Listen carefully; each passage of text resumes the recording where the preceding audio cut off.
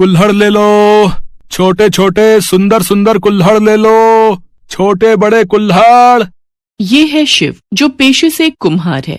एक वक्त था जब शिव के पुरखे इस काम की वजह से दूर दूर तक जाने जाते थे, लेकिन शिव तक आते आते मिट्टी से कलाकारी के इस हुनर की कद्र बहुत कम हो गई थी। ना तो दिवाली पर मिट्टी के दिए बिकते थे और ना ही अब लोग मिट्टी के बर्तनों को इस्तेमाल करते थे। दूसरी तरफ मिट्टी के बर्तन बनाने के सिवाय कोई दूसरा काम न तो शिव को भाता था और ना ही आता था। बदहाली में दिन गुजर रहे थे, लेकिन शिव उस दिन पूरी तरह से टूट गया जब पैसों की कमी की वजह से वो अपनी बीमार माँ का इलाज नहीं करवा सका और उसकी माँ उसे हमेशा हमेशा के लिए छोड़कर चली गई। हे भगवान, यह दिन दिखाने से तो अच्छा था कि आप मुझे अपने पास ही बुला लेते। मैं अपनी माँ को नहीं बचा सका और अब अपनी बहन को खिलाने के लिए भी मेरे पास कुछ नहीं है। आखिर ऐसी जिंदगी का क्या मतलब है भगवान। इतना कहकर शिव फूट फूट कर रोने लगा। तभी उसे अपने कंधे पर किसी का हाथ महसूस हुआ। शिव ने फौरन पलटकर देखा तो वहां पर एक बूढ़े बाबा खड़े थे, जो वेशभूषा से एक साधु नजर आ रहे थे। बच्चा, वो बाहर ठेले पर जो मिट्टी के कुल्हड़ रखे हैं वो तुम्हारे हैं क्या? जी बाबा जी, वो मेरे ही हैं। अब बताइए। बच्चा, मुझे बस एक कुल्हड़ चाहिए, लेकिन तुम्हें देने के लिए अब मेरे पास पैसे नहीं हैं। कोई बात नहीं बाबा जी, आप ऐसे ही ले लीजिए। वैसे भी अब उन कुल्हड़ों का कोई मोल नहीं है। इतना कहकर शिव ने अपने मिट्टी के कुल्हड़ों में से एक बड़ा सा कुल्हड़ उठाया और उसे लाकर उन साधु बाबा को दे दिया। और फिर, बच्चा, मैं एक खास पूजा करने जा रहा हूं, आओ तुम भी शामिल हो जाओ। भगवान तुम्हारी सारी मुश्किलें हल करेंगे। नहीं बाबा जी, मेरी मुश्किल का हल शायद भगवान के पास भी नहीं है, और वैसे भी मेरे पास एक फूटी कौड़ी नहीं है जिससे मैं पूजा में रखने के लिए कुछ भी खरीद सकूं। तुझे क्या लगता है बच्चा, भगवान अपने भक्त की भक्ति को उसकी चढ़ाई चीजों से तोलते हैं? और किसने कहा कि तेरे पास कुछ नहीं है? ये कुल्हड़ तो तूने ही दिया है। चल, अब जल्दी से इस कुल्हड़ में साफ जल भर कर ले आ, पूजा में जरूरत होगी। शिव उन साधु बाबा की बात मानकर अपने उस कुल्हड़ में साफ पानी भर कर ले आता है। फिर साधु बाबा उसी मंदिर में एक खास पूजा करते हैं। उस पूजा में शामिल होकर शिव को भी बड़ी शांति मिलती है। फिर पूजा पूरी होने के बाद, ले बच्चा, अब से इस कुल्हड़ को हमेशा अपने ठेले पर रखना, लेकिन कभी किसी को बेचना नहीं। लेकिन बाबा जी, ऐसा करने से क्या होगा? शिव के सवाल का साधु बाबा कोई जवाब नहीं देते, बस मुस्कुराकर उसके सिर पर हाथ फेरते हैं और वहां से चले जाते हैं। उनके जाने के बाद शिव ठीक वैसा ही करता है जैसा कि साधु बाबा ने उससे करने को कहा था। कई दिन गुजर गए पर शिव के लिए कुछ नहीं बदला। फिर एक दिन, बहुत प्यास लगी है, पानी का नल तो है सामने, पर ऐसा करता हूँ इस कुल्हड़ से ही पी लेता हूँ। वैसे भी इसे बेचना तो है नहीं। शिव ऐसा ही करता है। पानी पीने के बाद वो बाद के लिए उसी कुल्हड़ में थोड़ा पानी भरकर रख लेता है। और फिर कुछ देर बाद, अरे भैया, जरा जल्दी से 50 कुल्हड़ बांध दो, आज घर में फंक्शन है और डिस्पोजेबल ग्लास कहीं नहीं मिल रहे। लाओ, जरा जल्दी से कर दो भैया। उस लड़के को देखकर ही पता चल रहा था कि वो बहुत जल्दबाजी में है। वो कुल्हड़ उठाने और बांधने में खुद शिव की मदद करने लगता है। इस बीच उस लड़के की परछाई उस कुल्हड़ में रखे पानी पर पड़ती है। लड़का तो कुछ ही मिनटों बाद वहां से चला जाता है, लेकिन उसके वहां से जाते से ही पानी से भरा कुल्हड़ अपने आप हिलने लगता है। अरे ठेला तो बिल्कुल सीधा खड़ा है, फिर ये कुल्हड़ क्यों हिल रहा है? कहीं पानी में कुछ गिर तो नहीं गया? यही सोचकर शिव कुल्हड़ में झांक कर देखता है और वाकई उस कुल्हड़ के अंदर उसे जो दिखाई दिया उसके होश उड़ाने के लिए काफी था। शिव को कुल्हड़ के पानी में कुछ तस्वीरें दिखाई दे रही थी, जो असल में उसी लड़के की थी, जो अभी अभी शिव से कुल्हड़ खरीद कर ले गया था। उन तस्वीरों को ध्यान से देखने पर शिव ने महसूस किया कि उसके ठेले से कुछ ही दूर उस लड़के को एक गाड़ी ने टक्कर मार दी है। उसके सारे कुल्हड़ टूटकर जमीन पर बिखर गए हैं और इस सब में उस लड़के को भी काफी चोट आई है। क्या है ये सब? लगता है दिमाग फिर गया है मेरा। शिव फौरन उस कुल्हड़ का पानी फेंक देता है और जो कुछ उसने देखा उसे अपना वहम समझकर भूल जाता है। फिर 2 दिन बाद वही लड़का वापस शिव के सामने से गुजरता है, लेकिन इस बार उसकी हालत पहले से बहुत अलग थी। अरे भैया, ये क्या हो गया? बस क्या बताऊं भैया, उस दिन आपसे कुल्हड़ लेकर अच्छा भला घर जा रहा था, बस यहीं थोड़ा आगे एक गाड़ी ने टक्कर मार दी। ना मैं टाइम पर घर पहुंचा और ना ही कुल्हड़। उस लड़के की बात सुनकर शिव हैरान रह जाता है। फिलहाल तो उसे कुछ समझ नहीं आ रहा था, लेकिन फिर जैसे ही उसे साधु बाबा की याद आई तो उसके चेहरे पर खुद ब खुद एक मुस्कुराहट आ गई। जरूर इस कुल्हड़ में तो कुछ खास है। उस लड़के के साथ जो हुआ, जैसे हुआ, वो सब मैंने पहले ही देख लिया था। तो इसका मतलब ये कुल्हड़ जरूर लोगों का भविष्य बताता है, लेकिन कैसे?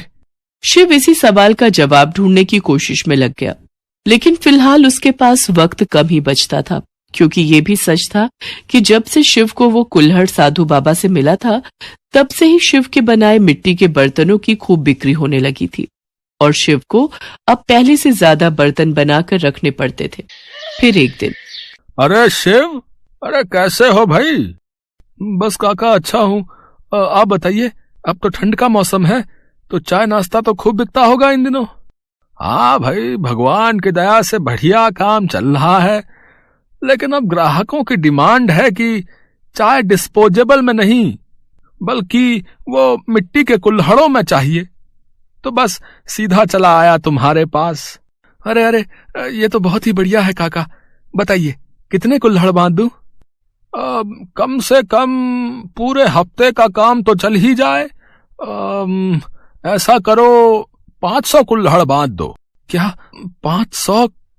काका इतने तो नहीं है अभी, पर मैं कल सुबह तक सारे बनाकर खुद ही पहुंचा दूंगा। हाँ ठीक है, ये भी सही है।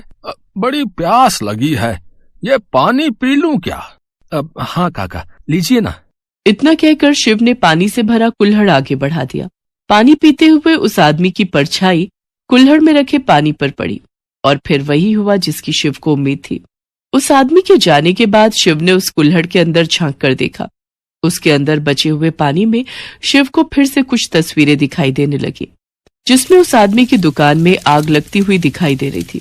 इस बार शिव ने देरी नहीं की और फौरन जाकर उस आदमी को आगाह कर दिया और फिर, अरे शिव, बहुत ही अच्छा हुआ जो तुम्हारे कहने पर सब कुछ चेक कर लिया मैंने। इन कमबख्तों ने गैस चालू छोड़ दी थी, अगर ना देखता तो ना दुकान बचती और ना मैं। शिव ने उस आदमी को बहुत बड़े नुकसान के साथ साथ मौत से भी बचाया था, जिसके बदले में उसने रमेश को खूब सारे पैसे देकर उसे शुक्रिया कहा। और इस सब में शिव को इतना तो समझ आ ही गया था कि अब उस जादुई कुल्हड़ के सहारे उसका वक्त बदलने लगा है। बहुत जल्द शिव एक कुम्हार से ज्योतिषी बन गया और लोगों को उनके भविष्य के बारे में बताने लगा, जिसके बदले वो लोगों से मोटी फीस वसूलने लगा। शिव की बताई हर बात सच साबित होती थी। यही वजह थी कि उसका ये धंधा दिन दूनी और रात चौगुनी तरक्की करने लगा। शिव के पास अब पैसों की कोई कमी नहीं थी। उसने अपनी छोटी बहन की शादी बड़े धूमधाम से की। वक्त बीत रहा था, जिसके साथ अब सब कुछ बदल रहा था। शिव ने कुम्हारी का काम पूरी तरह से छोड़ दिया। उसकी कमाई दिनों दिन बढ़ती जा रही थी, साथ ही लालच भी। कमाल है, ये मैंने अब तक क्यों नहीं सोचा। जब मैं इस जादुई कुल्हड़ की मदद से सबका भविष्य बता सकता हूँ, तो अपना भी तो देख सकता हूँ। यही सोचकर शिव ने उस कुल्हड़ में पानी भरकर उसके अंदर झांका और फिर जब वो कुल्हड़ हिलने लगा तो वापस उसके अंदर अपना भविष्य देखने की कोशिश की। लेकिन इस बार उसे जो दिखाई दिया वो शिव के लिए बहुत डरावना था। शिव ने देखा कि वो फिर से गरीब हो गया है। पहले की तरह एक टूटी फूटी झोपड़ी में रह रहा है और उसके पास खाने पीने तक के लाले हैं। नहीं, क्या बकवास है। ये सच नहीं हो सकता। सब मुझे भगवान कहकर मेरी पूजा करते हैं और इस कुल्हड़ की इतनी हिम्मत कि ये मुझे गरीब दिखा रहा है। उस कुल्हड़ में अपने फटेहाल भविष्य को देखकर शिव गुस्से से पागल हो जाता है वो गुस्से में उस जादुई कुल्हड़ को उठाकर जमीन पर पटक देता है, जिससे वो कुल्हड़ चकनाचूर हो जाता है। फिर अगले ही पल, अरे ये मैंने क्या कर दिया? ये कुल्हड़ तो टूट गया। अब मैं लोगों को उनका भविष्य कैसे बताऊंगा? मेरा धंधा वो तो चौपट हो जाएगा। शिव का डर सही साबित हुआ। अब उसके पास जादुई कुल्हड़ नहीं था, इसीलिए अब वो महान ज्योतिष भी नहीं रहा था। उसने जितनी जल्दी तरक्की की थी, उससे भी जल्दी उसका सब कुछ बर्बाद हो गया, क्योंकि जब वो लोगों की मदद नहीं कर पाया तो लोगों ने उसे धोखेबाज करार दे दिया और खुद को इस सब से बचाते बचाते उसका सब कुछ खर्च हो गया। अब शिव का वर्तमान वही था जो उसने उस जादुई कुल्हड़ में पहले ही देख लिया था। अब वो फिर से एक गरीब कुम्हार था, लेकिन उसके साथ फिर से कोई चमत्कार हो, इसकी उम्मीद उसे खुद नहीं थी। ये कहानी है मीरा की, जो माता रानी की परम भक्त थी। बचपन से ही उसका कोई भी दिन माता रानी की पूजा के बिना शुरू नहीं होता था, और अब शादी के बाद भी चाहे उसकी दुनिया पूरी तरह बदल गई थी, लेकिन माता रानी के प्रति उसकी श्रद्धा में कोई बदलाव नहीं आया था। जय अम्बे गौरी मैया, जय श्यामा गौरी, तुमको निस दिन ध्यावत, मैया जी को निस दिन ध्यावत, शिव ब्रह्मा ओम जय अम्बे गौरी। मीरा, ओ मीरा, मुझे खेत जाना है, जल्दी से कुछ खाने को दे दो। मीरा ने माता रानी की आरती को छोड़कर अपने पति की बात का कोई जवाब नहीं दिया। तभी उसके दोनों बच्चे पिंकी और मोनू वहां आ गए और अपने पिता कन्हैया से बोले, बाबा स्कूल जाना है, अगर देर हुई तो मास्टर जी बहुत डांटेंगे। आप माँ को बोलो ना हम दोनों के लिए खाने का डब्बा देने को। मैं क्या बोलूं बेटा, देख तो रहे हो तुम्हारी माँ का ये पूजा पाठ जब तक खत्म नहीं होता तब तक तो वो ना तो किसी की बात सुनेगी और ना ही अपनी जगह से हिलेगी। लगता है आज हम सबको भूखा ही जाना पड़ेगा। इतना कहकर कन्हैया दोनों बच्चों के साथ घर से बाहर जाने लगा, लेकिन उससे पहले ही मीरा ने आवाज दी, अरे रुक जाओ जी, इतना भड़कने से पहले जरा अंदर कमरे में जाकर देख तो लेते, खाना बनाकर कब का रख दिया है मैंने। और तुम दोनों, तुमसे कहा था ना कि खाने का डिब्बा तुम दोनों के बस्तों में मिलेगा, सुनते नहीं हो एक बार में। बस करो मीरा, बच्चे ही तो हैं, नहीं ध्यान दिया होगा। हाँ ये बच्चे हैं और आप 60 साल के बूढ़े, सब कुछ हाथ में चाहिए। अब चलिए, माता रानी की आरती तो छुड़वा ही दी बीच में, अब चलकर खाना खा लीजिए, भूखे पेट तो नहीं जाने दूंगी घर से बाहर। और तुम दोनों नाश्ता करके फौरन स्कूल जाओ, वरना मास्टर जी से पहले मैं तुम दोनों की पिटाई कर दूंगी। मीरा गुस्से में थी क्योंकि उसे माता रानी की आरती बीच में ही छोड़नी पड़ी थी। वो सब कुछ बर्दाश्त कर सकती थी, लेकिन माता रानी की पूजा में विघ्न उससे बर्दाश्त नहीं होता था। कन्हैया और बच्चों को भेजने के बाद मीरा ने तसल्ली से माता रानी की पूजा और आरती की और फिर घर के बाकी कामों में लग गई। तभी अचानक घर के दरवाजे पर किसी ने दस्तक दी। अरे राजेश्वर भैया, पिंकी के बाबा तो खेत गए हैं। हाँ भाभी, मैं खेत से ही आ रहा हूँ। वो कन्हैया, उसे सांप ने काट लिया भाभी, पता नहीं कहाँ से आ गया खेत में, एकदम काला और बड़ा सांप था। ये क्या कह रहे हो भैया, पिंकी के बाबा ठीक तो हैं? कहाँ है वो? सब लोग उसे अस्पताल लेकर गए हैं और मैं आपको खबर करने चला आया, आप जल्दी से मेरे साथ चलो। मीरा ने फौरन जाकर माता रानी के सामने से चरणामृत उठाया और भागी भागी अस्पताल पहुंची, लेकिन तब तक बहुत देर हो चुकी थी। डॉक्टर साहब, मुझे मेरे पति के पास ले चलिए, ये माता रानी के नाम का चरणामृत है, इससे मेरे पति को पिलाना है, मुझे पता है इसे पीते ही वो बिल्कुल ठीक हो जाएंगे। देखिए, हमें माफ कीजिए पर अब कुछ नहीं हो सकता। सांप का जहर आपके पति के शरीर में कुछ ही मिनटों में फैल गया था, यहाँ आते आते काफी देर हो गई, वो अब नहीं रहे। डॉक्टर की बात सुनते ही मीरा के हाथों से चरणामृत का बर्तन जमीन पर गिर गया और वो खुद भी बेहोश हो गई। मीरा ने कभी सपने में भी नहीं सोचा था कि कन्हैया इस तरह उसका साथ छोड़कर चला जाएगा, पर मीरा अब कुछ नहीं कर सकती थी। उसे अपने दोनों बच्चों की खातिर खुद के अलावा हालात को भी संभालना था। कन्हैया के पास खेत के नाम पर बहुत ही थोड़ी सी जमीन थी, जिसमें एक वक्त में वो एक ही सब्जी या अनाज उगा पाता था। जब कन्हैया की मौत हुई तो उस वक्त खेत में कटहल की फसल लगी हुई थी, लेकिन ये किस्मत का खेल ही था कि खेत में उगे हुए लगभग सारे कटहल कीड़ा लगने की वजह से खराब हो गए थे। तो अब मीरा के सामने बड़ी मुश्किल थी। हे भगवान, सिर्फ ये एक कटहल ही थोड़ा बहुत ठीक दिख रहा है, पूरी की पूरी फसल खराब हो गई, अब क्या होगा? मीरा उदास मन से उस कटहल को लेकर घर पहुंची। उसके मन में यही उधेड़-बुन थी कि वो अब खेत में क्या बोएगी और बीज खरीदने के लिए उसके पास पैसे कहां से आएंगे। इसी बीच उसकी नजर अपने पूजा घर पर पड़ी, जहां माता रानी के सामने भोग का बर्तन बिल्कुल खाली था। हे माता रानी, ये मुझसे कैसा पाप हो गया। जल्दी खेत जाने के चक्कर में माता रानी को भोग लगाना ही भूल गई। माफ करना माँ, मैं अभी भोग के लिए कुछ बना कर लाती हूँ। मीरा फौरन रसोई में गई, लेकिन राशन के सारे डिब्बे पूरी तरह से खाली हो चुके थे। कन्हैया के जाने के बाद से ही हालात खराब होते चले गए। घर का सारा राशन खत्म हो चुका था, तो अब ना तो मीरा और उसके बच्चों के लिए कुछ खाने को था और ना ही माता रानी का भोग बनाने के लिए, सिवाय उस एक कटहल के जो मीरा अपने खेत से लेकर आई थी। हे माता रानी, मुझे भागन को माफ करना। सिवाय इस एक कटहल के मेरे पास और कुछ भी नहीं है जिससे मैं आपको भोग लगा सकूं। मुझ गरीब पर दया करो माँ और इस भोग को स्वीकार करो। मीरा ने रोते हुए उस कटहल को माता रानी के सामने रख दिया और फिर पूरी श्रद्धा के साथ माता रानी की पूजा की। दोनों बच्चे भी उसके साथ माता रानी के सामने हाथ जोड़े बैठे रहे। फिर माता रानी की आरती के बाद, माँ अब तो आरती हो गई ना, मुझे माता रानी का प्रसाद दो ना जल्दी से, बहुत भूख लगी है, सुबह से कुछ भी नहीं खाया। नन्हे से मोनू की बात सुनकर मीरा को और भी रोना आ गया। उसे समझ नहीं आ रहा था कि आखिर वो उस कच्चे कटहल को बिना पकाए अपने बच्चों को कैसे खिलाए, लेकिन फिर भी उसने कटहल को माथे से लगाया और उसे काटने लगी। हे माता रानी, काश ये कटहल थोड़ा बहुत पक गया हो ताकि मेरे बच्चे कुछ तो खा सके। इसी उम्मीद के साथ मीरा ने पूरा कटहल काट दिया और ऐसा करते ही उसकी आंखें चमक उठी। हालांकि वो कटहल खाने लायक तो नहीं था, लेकिन फिर भी उसके अंदर कुछ ऐसा था जो बहुत ही अनोखा था। माँ, इस कटहल के बीज इतने क्यों चमक रहे हैं? क्योंकि ये बीज सोने के हैं पिंकी, ये जरूर माता रानी का चमत्कार है। मीरा ने माता रानी के सामने सिर झुकाया और फिर तुरंत ही उस कटहल से सारे बीज बाहर निकाल लिए। वो सारे के सारे बीज खालिस सोने के थे। मीरा ने उनमें से एक बीज गांव के सुनार के पास जाकर बेच दिया। उस बीज के बदले मीरा को काफी सारे पैसे मिल गए, जिससे सबसे पहले मीरा ने बच्चों को पेट भर खाना खिलाया और फिर घर के लिए काफी सारा राशन भी खरीद लिया। माँ, माता रानी ने सब ठीक कर दिया ना? अब तो हमारे पास इतने सारे सोने के बीज हैं, तो हमें कभी कोई परेशानी नहीं होगी। अब तो हम बिना कुछ किए ही हमेशा खाना खा सकते हैं, है ना? नहीं बेटा, भले ही माता रानी का आशीर्वाद हमारे साथ है, पर हमें मेहनत का साथ नहीं छोड़ना चाहिए।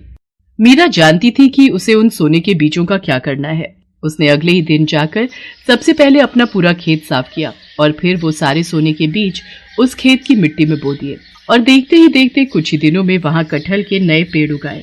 मीरा ने उन सभी पेड़ों का बहुत अच्छे से ख्याल रखा और फिर कुछ ही दिनों बाद उन सभी पेड़ों पर काफी बड़े बड़े कटहल भी उगने लगे। पिंकी, ले बेटा, फिलहाल ये कटहल खाने लायक हो गया है, इसे अलग ले जाकर रख दे, शाम को घर ले जाएंगे। माँ, एक बात तो बताओ, ये सारे पेड़ तो उन्हीं सोने के बीजों से उगे हैं ना, तो क्या इन सारे कटहलों में भी सोने के बीज निकलेंगे? हाँ बेटा, माता रानी का आशीर्वाद रहा तो ऐसा जरूर हो सकता है। मीरा की बात सुनकर पिंकी बहुत खुश हो गई, लेकिन पास ही खड़े गांव के मुखिया के कान एकदम से खड़े हो गए। अच्छा, तो ये बात है, तभी मैं सोचूं कि ये कन्हैया की लुगाई के पास खेती करने के पैसे आए कहाँ से। जरूर ये कोई जादू का चक्कर है, लेकिन जो भी हो, बात सोने की है तो मुझे कुछ तो करना ही पड़ेगा। मुखिया एक नंबर का लालची आदमी था। वो सारा दिन मीरा के खेत के आसपास ही मंडराता रहा और फिर शाम के वक्त जैसे ही मीरा खेत से घर गई तो मुखिया ने अपने कुछ आदमियों के साथ मिलकर मीरा के खेत से सारे कटहल चुरा लिए और उन सबको अपने घर लेकर आ गया। मुखिया ने अपने घर के सभी सदस्यों को उन कटहलों को काटने में लगा दिया, लेकिन उनमें से एक भी कटहल में सोने का नामो निशान नहीं था। दूसरी तरफ मीरा जो एक कटहल अपने घर लेकर गई थी, उसे उसने पहले की तरह ही सबसे पहले माता रानी को भोग लगाया और फिर पिंकी ने उसे काटा। माँ देखो, देखो माँ, इस कटहल में भी सोने के बीज हैं। पिंकी की बात एकदम सही थी। एक ही खेत से निकले कटहलों में आया ये अंतर कुछ और नहीं बल्कि इंसान की अलग अलग फितरत का नतीजा था। मुखिया लालची था, उसे किसी तरह बस सोना चाहिए था, इसीलिए उसे कुछ नहीं मिला। जबकि मीरा मेहनती होने के साथ साथ माता रानी की भक्त भी थी, जिसका फल उसे ऐसे ही कटहलों के रूप में आगे भी मिलता रहा। हेलो दोस्तों, कैसे हैं आप सब? हमारी कहानियाँ देखने के लिए हमारे चैनल को सब्सक्राइब कीजिए और हाँ, बेल आइकॉन पर क्लिक करना मत भूलिएगा।